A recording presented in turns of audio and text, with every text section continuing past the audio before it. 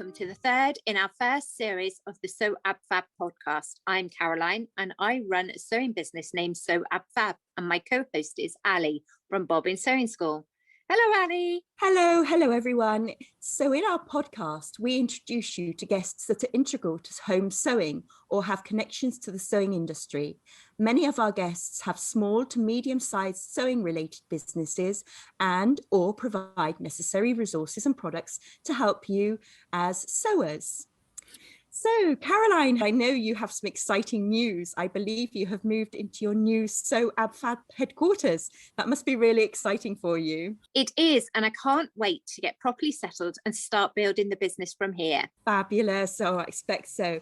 So having sold Stitched by You, a bricks and mortar shop, and moving to a new area, then starting again with Sew Ab Fab on your dining room table, it must be lovely to be back in a proper premises. It is. So while I've been busy setting up here, what have you been up to, Aly? Well, as you know, Caroline, I've been on a pattern and fabric diet for a long while now. I keep saying this, it's a bit like dieting with me. I say I'm dieting and then something comes along like a chocolate biscuit.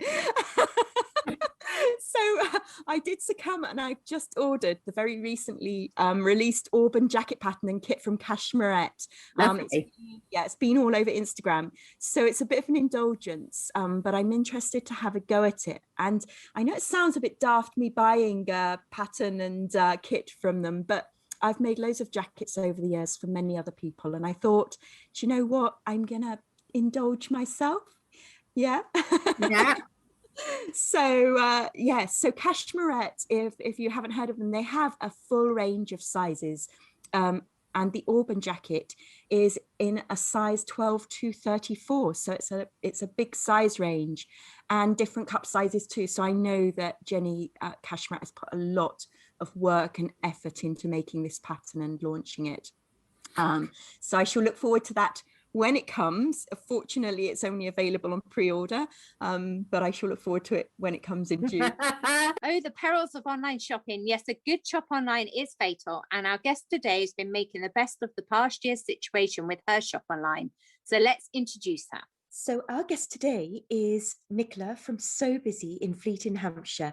Hello, Nicola. Welcome. How are you today? I'm good, thank you. How are you, Aly and Caroline? Well, I'm good. Caroline, are you? Yeah, I'm good this morning. All's good. As we mentioned, Nicola, you are the owner of So Busy. Could you tell us and our listeners about your wonderful shop, So Busy? Sure. Well, So Busy, mostly quilting cottons because of the versatility, word I can't say, because it can be used for crafts, quilting and dressmaking. But we have expanded due to customer demand into some other areas. So we've got dressmaking fabrics, we've got quirky gifts, we have a small range of wool, we have haberdashery and ribbons and buttons, and lots of pretty things, as much as I can cram into the shop, really. It is beautiful. I am since I've moved away, but previously I was a regular customer, so I knew firsthand how great it is. So how long has So Busy been going now? We physically opened in May 2014 in our first unit. It was probably in my mind, and I was working on it a good 6 months prior, and within my mind for a good sort of 18 months prior to that. So we opened on May 2014, and then we moved into the shopping centre in Fleet in February 2018. Wow. So I know Caroline was always saying to me how fabulous your shop was when I was working alongside her in Hampshire as well. So what inspired you, or who inspired you to set up So Busy? I think there's a few things that kind of inspired me, is that I couldn't get what I needed locally. We always had to go up to shows, or I would go up to London locally, or up to Oxford, and it seemed a bit of a schlep just for what I needed. So that was one of the main inspiring reasons, but it was also because there was some life circumstances. A close friend of mine had been very, very poorly, and it kind of just one of those days where you think life is just too short. My children's dad had passed away a few years earlier, quite young. So those life circumstances make you realise that you just need to have a go at something. So just slotted into place. My job I'd been made redundant, and I was in another job that I wasn't really enjoying very much, and a unit came up, so kind of things just slotted together. I'm a great believer in things happening for a reason.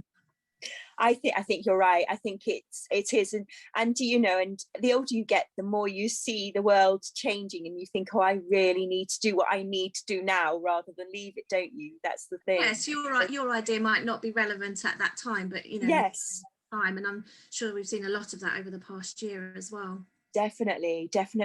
So I know you have a family. Having a business and a young family must have been challenging at times. But did it help being your own boss? Yes and no. Initially, it probably did, because we weren't as busy or as big, and the children were quite young, so they couldn't. I couldn't really leave them. They went, but they were old enough to sort of come with me. So they came with me in school holidays. And there was one day, I think, in the early days, where it was very, very hot, and we closed up and went to the beach for the day. As it's progressed, and probably more since we've been in the new unit, it's been a real juggling act, because there are weeks that I work 6 days a week, and sometimes my daughter needs me taken to sports events, or there's something you want to do, but they're a lot older now, so they're much more self-sufficient, so it can be easier.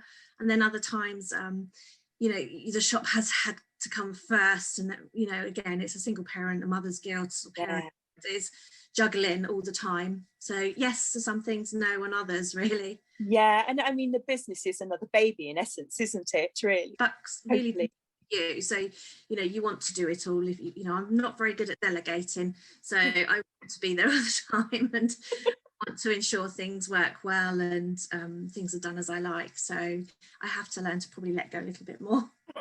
It's really hard though, isn't it? Because it is your baby.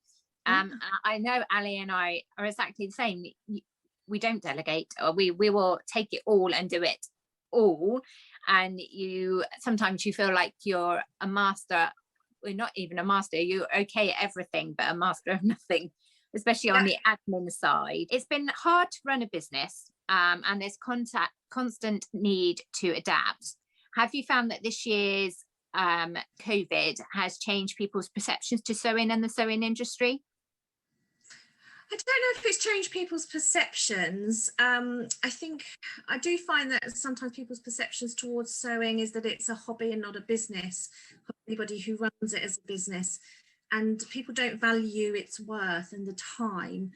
I have seen a lot more creativity with people setting up small businesses. So maybe there's more people that will value the time that's spent on sewing. I think maybe people have seen, when people were making scrubs and masks last year, that it is a skill, and it is a valued skill. I haven't really seen people's perceptions of sewing change, but I have seen a huge resurgence in the interest of sewing. Good. Enjoying it, and the benefits from doing something that's not on technology, that can switch off, and good for their mind and their mental health. It is something they can not have to think about, especially hard, working in a working life. So I'll talk to people about their perceptions of sewing. Yeah, it's funny, isn't it? Because I mean, obviously, as you said, you touched there, a lot of people have taken up new crafts and new sort of vocational skills during this funny period that we've been through, and I know myself, I've had to adapt, and I've had to learn new skills myself, just through the desire to learn them, but also that I've given the time to do it during COVID. So have you found yourself having to learn new skills to adapt to the changing face of your sewing shop? I haven't had to really learn any new skills. I'm not very confident behind the camera. I'm not really into these live videos or vlogs. That just isn't me. I'm not very confident with it, and I just don't think my customer base, maybe they would, but in terms of behind the scenes skills, I've had to really knuckle down with technology and be quite more reactive to changing things. So I have to anticipate, when the end of last year, we were anticipating a lockdown, how we could make sure our customers had everything they needed. Yes. It's been a bit more fast paced, and learning, you know, how to get that across to our customers. And technology for me, you know, a lot more admin, lots of new systems, learning more about social media. There's always something to learn on that. So from behind the scenes technology, that they're skills that I've had to learn. Yes, Definitely. I think we've all, as Aly said, we've all had to learn more about technology because our businesses have moved away from face-to-face customers to online definitely. customers. So could you describe a usual working day for us? There probably isn't a usual working day, but when we're open, our day starts quite early with, I drop my daughter at the bus stop for school, for college now. Then it's into the shop for 9:30 opening. We might squeeze a coffee in the morning. I used to do that. When we're open, yeah. I used to have a coffee shop, as you know, practically next door, and I used to be there first thing so that when Aly turned up, there was a coffee waiting. We do sometimes have people waiting when we come back at 9:30 on the dot to looking at their watches, but you've got to have a little perk of being your own boss. Yeah. A normal day in the shop, you know, normally obviously you'd be serving customers all day. No 2 days are the same because you have different requests, but on top of sort of serving in the shop, you know, dealing with, you know, reps that want to come in to show you products, to deal with the admin, chasing parcels that have gone missing, dealing with questions and queries that come through all the different social media platforms. That's quite challenging. And most of my ladies are gone by sort of 3 o'clock, so I'm usually on my own. Close up. I then usually have food shopping to do with sometimes 3 grown adults in the house, depends who's at uni or home. Then I'll get home and pick my daughter up and tea, and then usually in the evenings it's an admin evening, so it's website, answering queries, looking at product online, trying to source new product. Sometimes on an ordinary working day, then that's when I would sort of sit on the sofa and do some cross stitch, but I have to do that. It's a little bit different in lockdown because I have a little bit more time in the afternoons. It's more or less the same going to the shops, but I come home earlier and I can get my admin done in the afternoon, so then I can sew or cross stitch or something in the evening. Nice. Yeah. Oh, fabulous. As you said, you have a wonderful team of ladies who work alongside you. How important do you think a support network is when running a business? It's hugely important. It's very, you know, I use them as a sounding board. I used to just sort of stock every fabric that I liked, which worked initially. For example, I'm not a great lover of birds, so I would never have a fabric with birds on. Same. So, you know, you'd have to start thinking outside the box and asking other people, and obviously they're dealing with customers, so they know what customers have asked for or seen something on their travels that might be, you know, good for us to stock. And so that it's hugely important. And also my partner, you know, I offload at the end of the day, you know, and I'm whinge and a moan, or I say, what do you think about this, and should I do that? So I think it's hugely important to have them there because they've got different ideas and different outlooks to myself. Might not always take it on board, but you know. Oh, I know. So it's lovely yes, you say a sounding board, but both Caroline and I have found that through our businesses, especially our classes, we found ourselves as a place in the community where friendships are formed and life stories are swapped and knowledge is gained. And have you had similar experiences with your customers? Oh yes, definitely. Yeah. I mean, it is actually quite emotional. Some things, you know, we've had a few people come in who literally said, "You turned my life around." I had nothing to focus on, nothing to live for, and one particular said we changed her life just being there because she discovered in the early days our classes and something to do, and actually her husband was part of a team that had kind of sourced people to invite to Queen's Garden Party. So I got an invite to the Queen's Garden Party because of, you know, he had said how important we were to the community and to the town. So yeah, and we have lots of customers come in who ask about my family, how things are going. Yeah. We ask about them and we know about their lives. And even now in lockdown, if they're in the town and they can see that we're open, they wave through the window and check that we're okay. And it's lovely. You know, very much want us to survive, and yeah, very, very supportive. And it is more of a community. It is, isn't it? It's lovely. It is lovely. So what age did you become interested in sewing, and was there one person that inspired you, or was it an event? First year of secondary school, so about 11, 12, and in those days we did home economics as a set subject. So at school, I think prior to that I'd always done something with my nan and my aunt, and it was probably my aunt. I used to spend my summer holidays with her and my nan.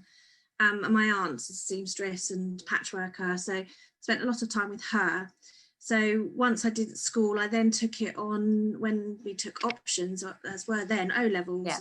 O-level dress, and I was the only one, which was quite unusual then, especially in a state school, to have that sole attention. So Mrs. Walker, who I'd love to track down one day and see her, and she was very, very good with me and helped me and lent me the school equipment. So yeah, probably her and my aunt. Wow. Do you see sewing as one of those life skills that will continue through the generations to come? Do your children sew, or is it still taught in your local schools? I hope it's a life skill that will be passed on. I mean, I see customers from age 5 to 85, and I hope it is really passed on. We do get the odd customer that will come in and say, do we provide a service to sew on buttons, because they can't even sew on a button. So I think it's one of two extremes. Now, I can't cook, so I can't I can keep my children nice and warm with a lovely quilt, but how they've survived this far is beyond me. My daughter does sew a little bit. She's decided to sew some jersey vests with the overlocked seam on the outside, which really doesn't sit well with me, but that seems to be fashionable. It's fashion. That's fine. She's that's happy. Fine. She's created it. She's happy. So she's done a little bit. My eldest son is a bit more into it recently and asked me to teach him a few things. He's a university student, so they're very much into reusing and make, do and amend, which is good. I hope it is a life skill, because it is a life skill. It is, people do things, even if you don't want to make your own clothes, it's just mending things, repairing things that, you love a top and you can just make it last a bit longer and not things away. So I hope so. Definitely, yeah. And as I mentioned before, but my sons get so tired of having to wait for me to mend stuff, they do it themselves. It's fine. Yeah, that's a good tactic. I must try that. Try it sometime. So we know that you're very talented at quilting and dressmaking, and you mentioned that you love to cross stitch. Is that the one thing that you like to pick up when you've got a bit of rare time to yourself? Is it? Do you go to your cross stitch first, or? You're very kind. I'm not talented at anything. I am. You are. Trades, master of none. I promise you. I love trying all of them. I think I like the cross stitch of an evening, and on a sunny day, because you can sit in the garden. I'm not one for sitting down doing nothing. I really can't. Even be doing something. I'm not the best knitter, which would be great to sit at, or crochet. I can only do basic of everything. So cross stitch is probably recent. I picked that up again recently, about 18 months ago, and really found a love for it again. There's a lot more modern designs. I think if I had a whole day, which I tend to get at the moment, I tend to get Sundays is my sewing Sunday, and then my heart is really with dressmaking. When I've got a large amount of time, I want to be able to make myself something. So what would your sewing plans be for the spring? What's on your make list? Summer dresses. I love a summer dress. I don't hate making winter clothes. I'm not a fan of winter clothes, but I love summer clothes, and it can't beat a summer dress. So I know what fabrics I've got coming, so I'm really excited about some things that I could make. So I'm huge dresses at the moment. Do you stick to the same pattern? Do you batch make, or do you try different dressmaking patterns? I've probably got a certain style. I like quite simple patterns. I'm not a frills or flouncy person. So I like quite basic stuff, because I can only do quite basic stuff. You're very kind, but I'm really not that talented. You put yourself down, Nicola. No, I really am not. I hate zips, so I avoid anything that I can find. Don't have to.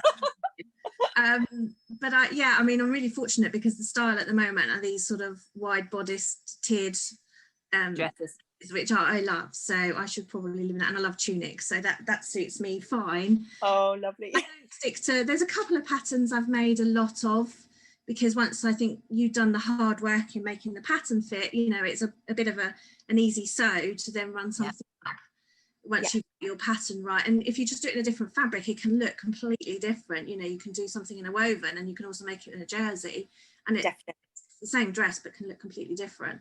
So, but I don't really batch make. I've got far too many things on the go to be doing batch making and dressmaking. I've usually got a quilt going on the go and some cross stitch and another dress, and so there's enough. Excellent. So do you ever really switch off from your business, and do you have any other hobbies other than your other than sewing or textile related things? We you know, I know I like to cook and bake, and Caroline does too, and I just wondered if you have a different hobby, a different sideline that you like to spend time doing. Well, with 3 grown-up children, when they're home, that's a full-time job, and with the business there's very little free time. But lately, I think now that the children are more self-sufficient and driving, I have found I've got a little bit more time. I'm not a cook, as I said. I do love my garden, and I've found that again in the last year where I've had a bit more time at home. Really enjoy my garden. But I like dancing. I do a fit steps class every week, and I did do a couple of years ago. Not quite successfully. My partner will laugh and said I was a bit too bossy, but let's take that up again. Willful, I think the teacher called me, very willful. So yeah. I used to do classes in Fleet, Sarot classes, and a bit of drive, and I thought, oh, I'll take my mum and dad, and because my dad was always on about how he used to jive and everything else. So we're in the middle of this class, and my dad lost his cool with the tutor totally and said, that's not how it's done, and stormed out.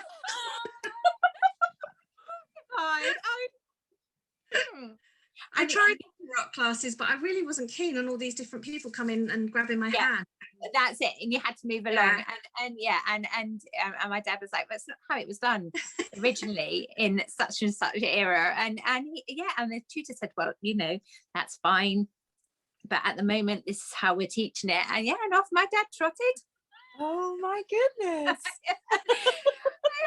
I was hiding shame for a couple of weeks, and once it all died down, I reappeared. So if you could have a day to do anything that you would like to, what would it be right now? Right now, it would be around a pool in the sunshine with a Pimm's. I definitely love my sunshine, and I love my swimming. So I would give anything at the moment to be in a hot country with that. Yeah, you know, I'll stick with the garden and the daffodils for now. Well done. And a cup of coffee outside. Yeah. Well, you can always have a Pimm's. Yes, yeah. It's a lovely summer drink. It'll soon be Pimm's o'clock. Oh, well, thank you, Nicola, so much for allowing us to interview you. But just before we say goodbye, do you have any aspirations for So Busy? And can you give us a little peek look into the future? Well, the aspiration at the moment is to reopen and stay open, I think. This year. I'm very nervous of future lockdowns or, you know, I used to worry about closing for a snow day, but, you know, snow day's nothing not a problem anymore.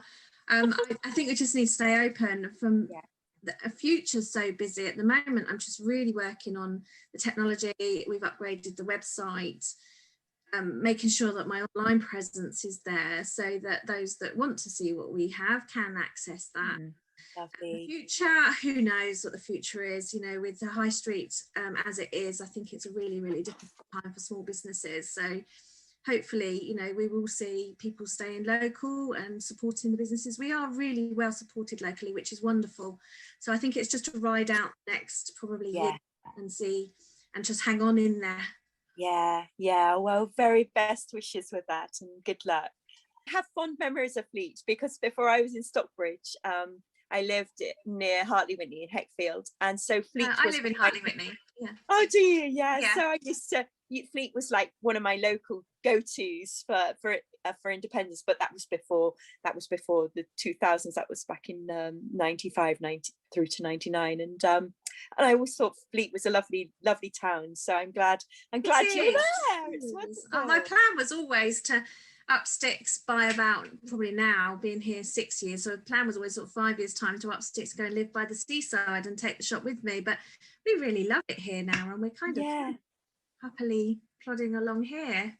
Lovely. Oh, one day so busy might be by the seaside, who knows. That would be nice. And hopefully we'll bump into each other at shows again, and let's hope so. It's been a pleasure talking to you. Thank you very much. It's been a pleasure talking to you. Yeah, well, thank you for your time. Oh, isn't Nicola lovely? It's so interesting hearing how her local community has supported her business. Yes, it's really important for bricks and mortar shops at this time, but there has been a real surge of online classes over the last year. And in our next episode, we will be speaking to Fiona Pullen, author of Craft, a Creative Business and founder of the Sewing Directory. And she's going to tell us a bit about how both these came about. Oh, yeah, great. I'm so looking forward to hearing from Fiona. So if you enjoyed our podcast and you would like to hear more, please do subscribe, keep in touch, and follow us on our social media feeds and websites. In the meantime, happy sewing, everybody. Happy sewing. Bye.